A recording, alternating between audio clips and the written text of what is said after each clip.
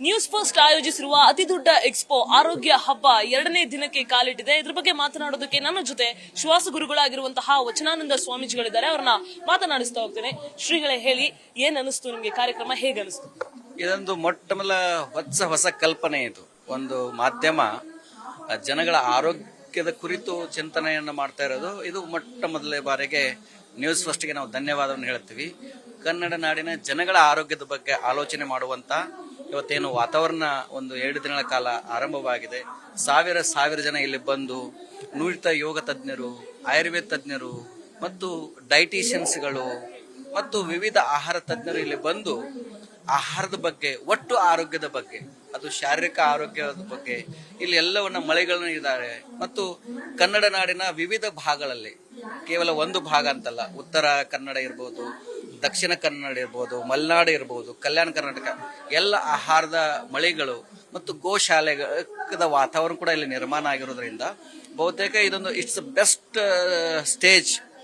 ಒಬ್ಬ ಮನುಷ್ಯ ಆರೋಗ್ಯವಾಗಿ ಇರಬೇಕು ಅಂತಂದ್ರೆ ಹೇಗಿರಬೇಕು ಅನ್ನೋದಕ್ಕೆ ಒಂದು ಒಳ್ಳೆ ವಾತಾವರಣವನ್ನ ನ್ಯೂಸ್ ಫಸ್ಟ್ ಮಾಡಿರೋದು ಇದು ನಮ್ಗೆ ಅತ್ಯಂತ ಸಂತೋಷ ಮತ್ತು ಖುಷಿಯನ್ನು ಕೊಟ್ಟಿದೆ.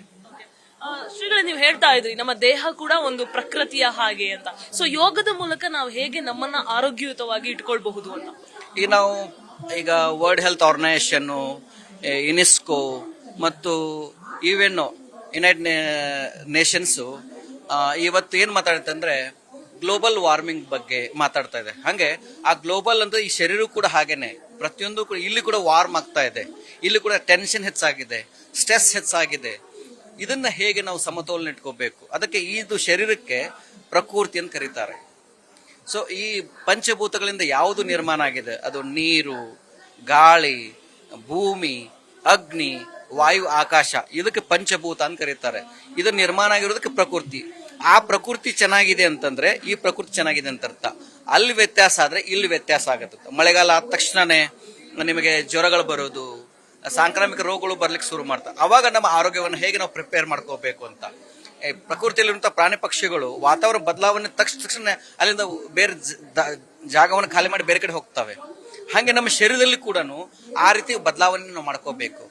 ವಾತಾವರಣ ಚೇಂಜ್ ಆದ ತಕ್ಷಣ ನಾವು ಫುಡ್ ಅನ್ನು ಡಿಫ್ರೆಂಟ್ ಸೆಟ್ ಮಾಡ್ಕೋಬೇಕು. ಅದಕ್ಕೆ ರಿತು ಬುಕ್, ಮಿತ್ ಬುಕ್, ಹಿತ ಬುಕ್ ಅಂತ ಮಾತಾಡ್ತೇವೆ. ಋತುಗಳ ಅನುಸಾರವಾಗಿ ನಾವು ಆಹಾರ ಸೇವನೆಯನ್ನ ಮಾಡಬೇಕು. ಋತುಗಳ ವಾತಾವರಣಕ್ಕೆ ಅನುಕೂಲವಾಗಿ ನಾವು ಎಕ್ಸರ್ಸೈಸ್ಗಳನ್ನ, ಪ್ರಾಣಾಯಾಮಗಳನ್ನ, ಧ್ಯಾನವನ್ನು ಹೆಚ್ಚು ಮಾಡಬೇಕು ಅಂತ ನಾವು ಹೇಳ್ತೇವೆ.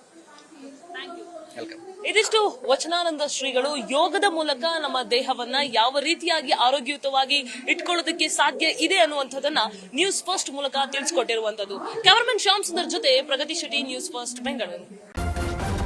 ನ್ಯೂಸ್ ಫಸ್ಟ್, ನಿರ್ಭೀತಿಯಿಂದ ನಿಮ್ಮ ಪರವಾಗಿ.